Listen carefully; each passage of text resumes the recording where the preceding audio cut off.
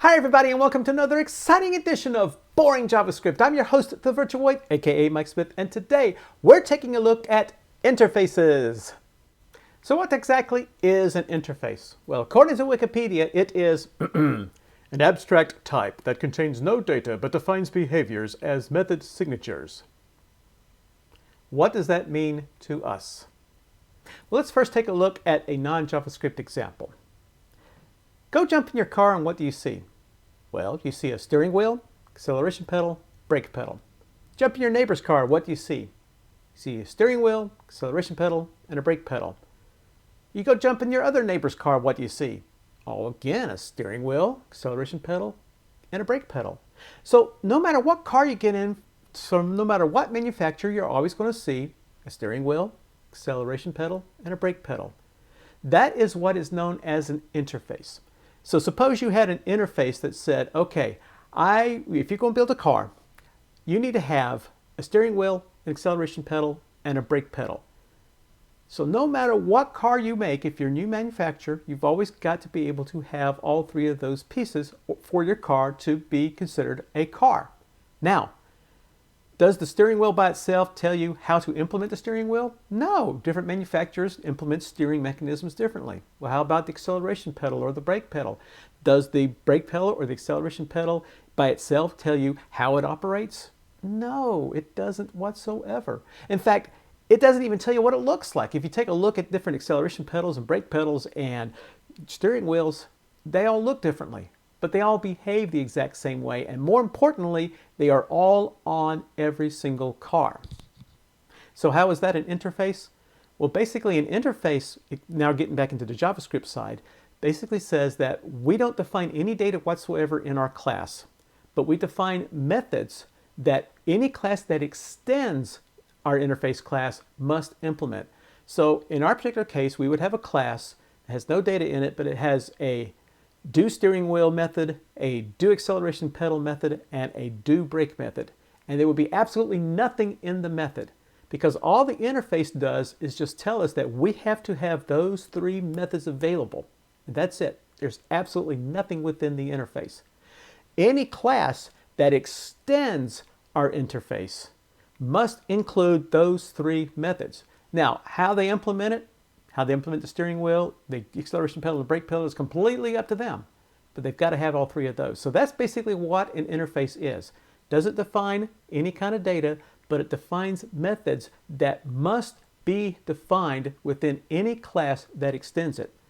So let's first take a look at why you would even need an interface.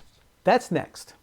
So let's take a look at an example of where not using an interface could get you into trouble. I have a file here called myZoo, which declares three different methods. Whoops, that's not a method, that's a getter. Add animal, remove animal, and change animal. This is real simple. It just creates a database and just throws them into a database, removes them from the database, or changes something within the database. No big deal. Now my program here gets that class, and then what I do here is I use the add animal method to be able to populate my zoo. And then I'm going to use the change animal method to be able to change the name of my cat to Mr. Tinkles. And then I'm going to use the remove animal method to be able to remove the animal from the zoo. I mean, that's it. It's really simple and everything. So if we go over to node and type in node zoo, sure enough, that's exactly what happens. There's my initial zoo in the morning. Then I got to change the name of the cat. So as you can tell, the cat's name went from Fluffy to Mr. Tinkles. And then finally, where we are removing the cow, which means there's no more Betsy. As you can tell, ID number 4 is now gone. So then your boss comes in and says, you know, I found this fantastic new library called Your Zoo that I want you to use instead. Okay, great. No problem. No big deal. All right, so you type in your zoo there instead of zoo, and so you grab the instance of the class from your zoo. You go back over to your application just to see what happens. You type in node, whoops, let's clear off the screen first. And then you type in node zoo, and boom, shakalaka. MyZoo.addAnimal is not a function. What the heck happened? Well, we're now importing your zoo, so let's go over to your zoo, and look at this. The method names are wrong. Place a new animal into the zoo. Remove an animal from the zoo, change something about the animal. All right, no big deal. You go over to your file and you change add animal to add animal, change animal, and remove animal to the ones you are the new ones there. Now we just have one file. That's great. What if you have thousands of them? Okay, you just go through and change all of those too. Test everything works great. Fine. Your boss comes in 3 months later and finds a file called or a great new library called another zoo. You got to go through and change it again. And then 6 months after that, they decide, well, you know, zoo is really a lot better one, so let's change it back to zoo. And you got to go change it one more time. And the more you change it, the more possibilities you have of breaking something. And this is one of the reasons that we can now use interfaces. We can eliminate this problem by having all the different libraries program themselves to a particular interface. I'll show you that next. So let's see how interfaces can fix the problem that we encountered before. Now before I continue, I just want to make one thing perfectly clear. There are no such thing as interfaces in JavaScript. This is a design pattern using a class that simulates an interface. So if you're from the Java world or the C# world and you're looking for an interface, you're not going to find it. So I just want to make sure that was perfectly clear. This is a class that emulates an interface. We good? Great. All right, let's take a look at the code. I have my zoo program here. It's exactly the same as we were looking at before. We're importing my zoo. So let's go ahead and run into Node and let's run it. And it runs exactly the same way as it did before. And just like before, your boss comes in and says, I found this library called Your Zoo that works a heck of a lot better. So you go, oh yeah. So you change it from zoo to Your Zoo, and just for funsies, let's save it just for funsies. Let's go over to Node. Let's type in Node Zoo, and this time it worked. Yeah. Everything's there. My cow's gone. The cat's been renamed. It's all there. What happened? Well, what happened here is that both my zoo and your zoo now uses an interface to be able to tell it which methods have to be implemented. So let's go over to the interface first. Here is my interface. Now basically, as we learned in our very first part of the video here, interface defines methods that must be defined within your class for it to work. But they don't actually define the methods. There's absolutely nothing there. So what I have done is I've created 3 methods called add animal, remove animal, and change animal, which are completely empty.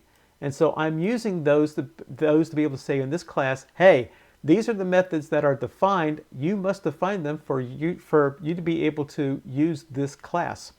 And I've got a constructor here, a very kludgy way of basically taking a look at it, look at the code here and making sure that when this code is created within another class, that add animal, remove animal, and change animal has actually changed into functions. It's kludgy, but it does the job. So what has happened now is that my zoo now extends iZoo, which means I've got to have change animal, remove animal, and add animal defined. Now I can define any kind of data I want. The interface defines no data whatsoever. You don't see any data here. It just defines the methods. But now I have to define change animal, remove animal, and add animal for this to work correctly. Your zoo is the exact same way. I've got my own data. I don't care what it looks like, but I've got to define add animal, remove animal, and change animal. I must define those 3 or it won't work. And let's take a quick look at that. Let's say, for example, I take change animal out because I think I'm still pointing to your zoo, right? Yeah, I'm still pointing to your zoo. So I have gone to your zoo and I've taken out change animal. Let's flip over to Node. Let's clear off the screen and go Node Zoo. And crash! Not all methods have been defined by your class. See the iZoo interface for details. So this is the error that I throw to, again, simulate an interface. Because the idea behind an interface is that all methods defined within the interface must be defined within whatever class has extended it. If you don't, it's going to throw an error, because that's what all this kludgy code is up here in the constructor. So the idea here now is that this gives us the ability to interface, quote unquote, with the mechanisms that we need to be able to do whatever jobs we have to do, whether it be access a database or in this case, build a zoo. Because for instance, take a look at my zoo here. my zoo uses a map to control the population of the animals. And so everything here is dealing with a map. But your zoo has animals as an object. So everything we've done here looks at animals as if it's an object. So my zoo and your zoo have implemented add animal, remove animal, and change animal differently. So that kind of helps support the idea here is that any class that extends the interface can define these methods any way they wish. They just have to define those three methods. And the great advantage for doing that now is that me, as the consumer of the classes, I can switch from one to the other, and I know for absolutely certain that I can always call add animal, change animal, and remove animal, and know that whatever happens, I will get the data that I need. And that is the wonderful beauty of using an interface pattern. And that's all there is to using the interface pattern in JavaScript. I hope you enjoyed our video. Hope I didn't bore you to death. Please make sure you click on the like button below and click on the subscribe button to subscribe to this channel. Also, you can go to www.boringjavascript.com to see all the videos that we have created. Thanks again for watching, and we'll see you later.